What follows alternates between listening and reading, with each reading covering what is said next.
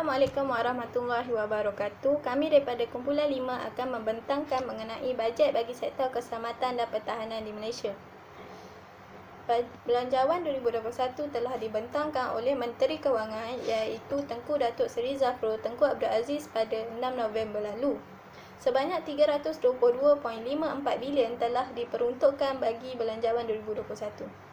Belanjawan pada kali ini telah dirangka berdasarkan kepada tiga fokus utama, iaitu yang pertama adalah kesejahteraan rakyat, yang kedua kelangsungan perniagaan dan yang ketiga adalah ketahanan ekonomi. Sebahagian besar ahli ekonomi menganggap bahawa belanjawan pada kali ini merupakan belanjawan yang paling kritikal susulan kepada negara menghadapi dua krisis berkembar, iaitu yang pertama adalah ekonomi dan kesihatan. Kerajaan bercadang untuk berdasarkan keseluruhan peruntukan, kerajaan telah bercadang untuk memperuntukkan sebanyak 236.5 bilion bagi perbelanjaan pengurusan, 69 bilion untuk perbelanjaan pembangunan dan 17 bilion diletakkan di bawah wang COVID-19, manakala baki 2 bilion diletakkan di bawah adalah untuk bagi simpanan luar jangka. Di sebalik kekangan hasil kerajaan berikutan kesan penularan COVID-19, belanjawan 2021 ini telah disusun secara teliti dengan fokus utama adalah untuk membantu rakyat menghadapi cabaran semasa, khususnya bagi golongan yang terkesan dengan COVID-19 serta petugas-petugas barisan hadapan. Beberapa sektor telah memainkan peranan yang penting bagi membantu kerajaan menangani wabak ini. Antara sektor yang memainkan peranan penting dalam menangani wabak COVID-19 adalah sektor keselamatan dan pertahanan di Malaysia. Perintah kawalan pergerakan yang dijalankan oleh kerajaan telah menyebabkan anggota-anggota keselamatan dan pertahanan seperti polis, tentera dan rela ditugaskan untuk membantu dan mengawal pergerakan orang awam bagi mengelakkan berlakunya penularan COVID-19 ini. Ops benteng yang dijalankan oleh kerajaan juga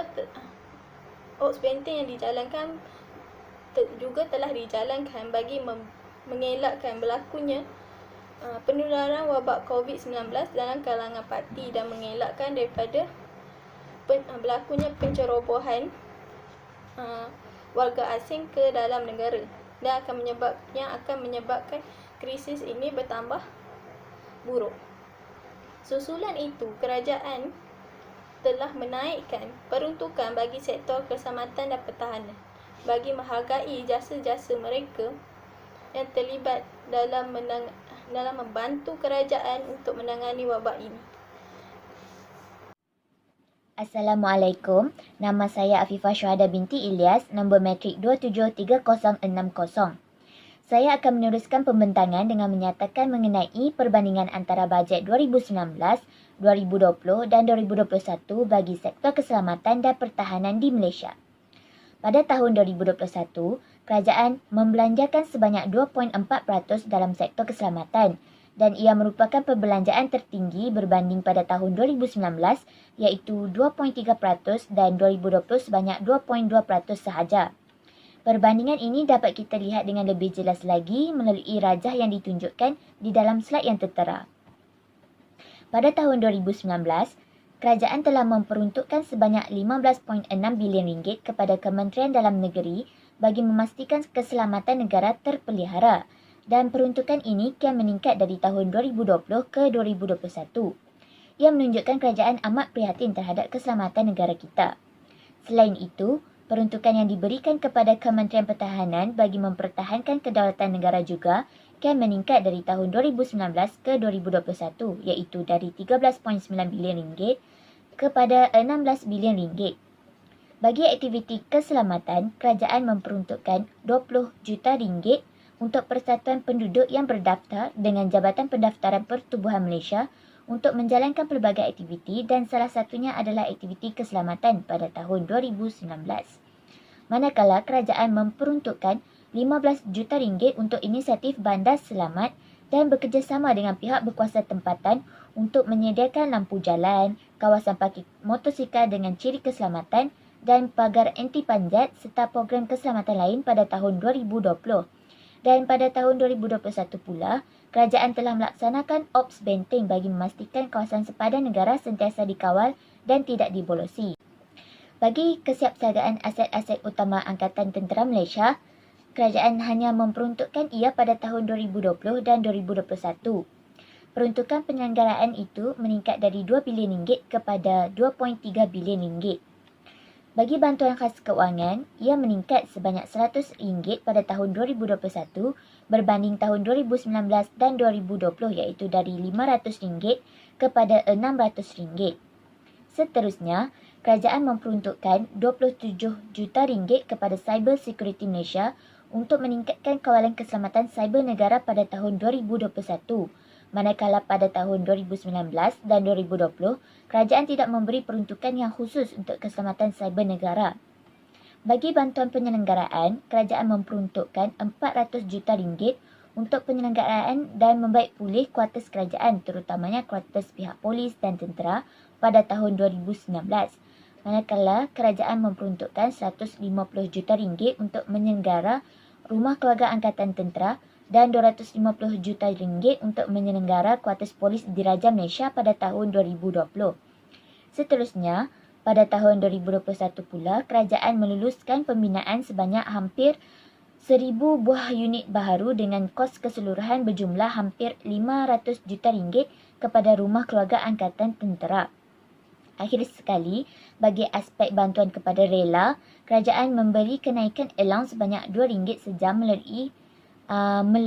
mulai 1 Januari 2020 dengan jumlah peruntukan tambahan sebanyak RM26 juta, manakala pada tahun 2021, RM153 juta disediakan termasuk menaik taraf kemudahan di pusat latihan bagi mengukuh peranan rela.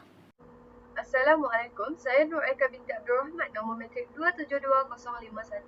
Saya akan membentangkan tentang impak belanjawan dalam sektor keselamatan dan pertahanan pada tahun 2019, 2020 dan 2021. Impak belanjawan pada tahun 2019 ialah membantu masyarakat menjalankan aktiviti komuniti dan program kejiranan serta meningkatkan keselamatan penduduk. Melalui belanjawan yang diperuntukkan kepada persatuan penduduk, keselamatan penduduk dapat ditingkatkan kerana adanya peruntukan tersebut yang dapat digunakan untuk mengadakan program keselamatan kepada penduduk. Sebagai contohnya, mengadakan kempen tentang langkah-langkah keselamatan terhadap kes kebakaran, rompakan ataupun kecurian. Kes-kes seperti ini sering berlaku di kawasan perumahan. Dengan adanya program keselamatan kejiranan, penduduk dapat mengetahui apa yang perlu dilakukan sekiranya berlaku kecemasan seperti kebakaran, rompakan dan sebagainya. Seterusnya, meningkatkan semangat pasukan keselamatan. Bantuan khas kewangan kepada penjawat awam yang bertugas untuk memelihara keselamatan dan pertahanan awam dapat meningkatkan semangat mereka untuk terus berkhidmat kepada negara. Bantuan khas tersebut dapat dijadikan sebagai pembakar semangat kepada pasukan keselamatan untuk terus menjaga keselamatan penduduk dan negara. Impak yang seterusnya ialah memastikan kesejahteraan penjawat awam dengan membaik pulih kuartus kerajaan. Sebagai penghargaan kepada penjawat awam yang telah bertungkus lumus menjaga keselamatan negara, adalah wajar untuk kerajaan membuat peruntukan bagi membaik pulih kuartus kerajaan bagi memastikan penjawat awam lebih selesa dan sejahtera. Seterusnya ialah impak belanjawan dalam sektor keselamatan dan pertahanan pada tahun 2020. Yang pertama ialah meningkatkan keselamatan penduduk dengan adanya inisiatif Bandar Selamat. Terdapat peruntukan sebanyak 15 juta kepada pihak berkuasa tempatan untuk memastikan keselamatan penduduk lebih terjamin. Dalam konteks ini, keselamatan penduduk telah ditingkatkan dengan adanya inisiatif Bandar Selamat. Inisiatif Bandar Selamat meliputi projek fizikal, program sosial dan operasi keselamatan. Sebagai contohnya, penyediaan lampu jalan untuk mengelakkan kemalangan, penyediaan kawasan parking motosikal dengan ciri keselamatan, aktiviti kemasyarakatan seperti gotong royong dan rondaan oleh PDRM dan sebagainya.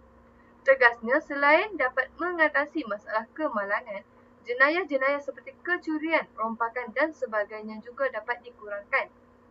Impak yang kedua ialah meningkatkan mutu perkhidmatan pasukan keselamatan. Hal ini dapat dilihat melalui peruntukan yang disediakan untuk menyelenggara aset-aset Angkatan Tentera Malaysia yang dapat meningkatkan lagi mutu perkhidmatan pasukan keselamatan.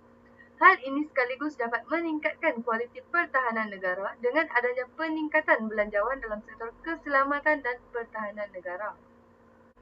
Akhir sekali ialah impak belanjawan dalam sektor keselamatan dan pertahanan pada tahun 2021. Yang pertama, mengelakkan pencerobohan daripada pihak luar melalui Ops Benteng.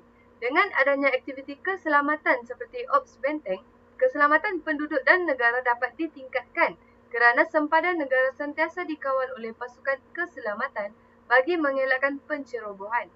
Selain itu, kawalan sempadan juga penting dalam menangani pandemik yang berlaku di dunia pada masa ini. Impak belanjawan 2021 yang seterusnya ialah mengelakkan penularan COVID-19. Seperti yang kita tahu, ancaman keselamatan negara semakin meluas. Oleh itu, Kementerian Pertahanan Negara seperti ATM iaitu Angkatan Tentera Malaysia perlu berusaha lebih gigih untuk memastikan keamanan negara sentiasa terpelihara. Contohnya untuk mengawal penularan pandemik COVID-19, Ops Benteng yang melibatkan gerak kerja bersepadu agensi keselamatan memperketatkan lagi kawalan sempadan negara. Impak belanjawan dalam sektor keselamatan dan pertahanan yang seterusnya ialah dapat memperketatkan lagi keselamatan negara. Peningkatan peruntukan untuk penyelenggaraan aset ini adalah amat penting untuk memastikan kesiagaan pengoperasian aset-aset tersebut sentiasa berada di tahap optimum dan berkeupayaan diatur gerak pada bila-bila masa agar keselamatan negara lebih terjamin. Akhir sekali, impak belanjawan 2020 ialah mengatasi masalah jenayah cyber. Seperti yang kita dapat lihat, kegiatan jenayah cyber semakin meningkat. Oleh itu, dengan adanya peruntukan tersebut, pihak yang berkaitan boleh mengatur langkah agar masalah jenayah cyber dapat diatasi. Dalam hal ini, kegiatan jenayah cyber yang semakin meningkat daripada tahun ke tahun ialah penipuan, pemalsuan identiti, penggodaman dan sebagainya. Berdasarkan statistik insiden keselamatan cyber, terdapat 9,042 laporan telah dibuat sehingga Oktober tahun 2020 berbanding 8,770 kes pada tahun lepas. Terdapat peningkatan sebanyak 3.1% kes jenayah cyber pada tahun ini berbanding tahun lalu. Oleh itu, peruntukan belanjawan 2021 untuk meningkatkan kawalan keselamatan cyber negara merupakan satu langkah yang penting.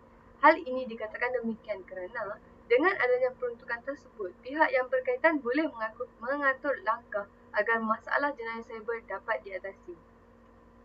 Tegasnya, peruntukan belanjawan dalam sektor keselamatan dan pertahanan telah membawa impak yang positif kepada keselamatan dan kesejahteraan individu, masyarakat dan negara. Namun begitu, kerajaan perlulah membuat peruntukan yang memfokuskan kepada pasukan keselamatan yang telah bertungkus lumus dan bersungguh-sungguh dalam mempertahankan keselamatan masyarakat dan negara. Sebagai contohnya, menaikkan kadar allowance bagi pasukan keselamatan untuk memastikan mereka dapat menampung kos sara hidup yang semakin meningkat daripada tahun ke tahun. Dengan adanya peningkatan peruntukan dalam sektor keselamatan dan pertahanan, sudah tentu keselamatan negara akan lebih terjamin dan impak negatif kepada negara juga dapat dielakkan. Assalamualaikum, nama saya Afifah binti Muhammad Yusof, nombor matrik 270160. Kesimpulannya, dapat dirumuskan di sini bahawa peruntukan bajet bagi belanjawan 2021 kepada sektor keselamatan dan pertahanan meningkat sedikit berbanding tahun 2020 dan juga 2019. Hal ini dikatakan sedemikian kerana sektor keselamatan dan pertahanan mempunyai tanggungjawab yang besar, misalnya memperketatkan kawalan sempadan negara dalam memastikan negara ini dapat membendung penularan COVID-19.